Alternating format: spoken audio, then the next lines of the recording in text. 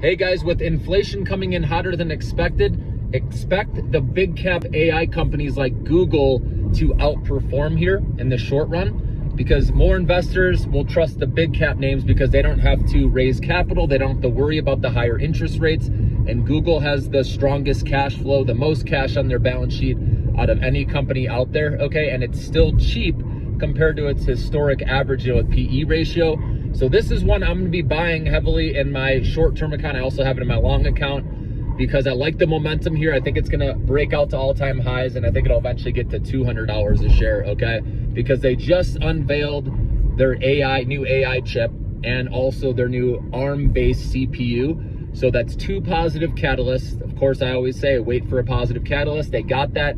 Also, they're going to have some more news and more positive catalysts on the horizon, okay? They're going to be using NVIDIA's chips with their hypercomputer in early 2025.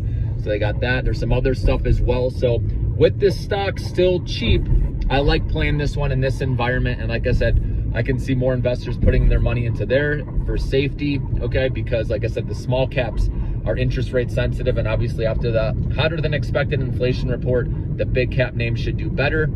And then tomorrow we have the PPI report, as we know. If that comes in hot as well, then definitely you'd want to be in Google. That would be a good play in my opinion. But if it does come in, if that somehow comes in lighter than expected, then that could give, a short-term bounce with the small caps.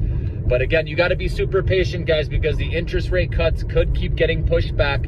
I still believe it's going to happen at some point. You just have to be patient. So you either slowly dollar cost average like I've been talking about, or you try to time it later, okay, which ends up being difficult, guys. Very hard. I've tried to do that, timing the market, and I find the best method for me is slowly dollar cost averaging over time, and then you end up having a really nice cost basis, once interest rate cuts officially do happen.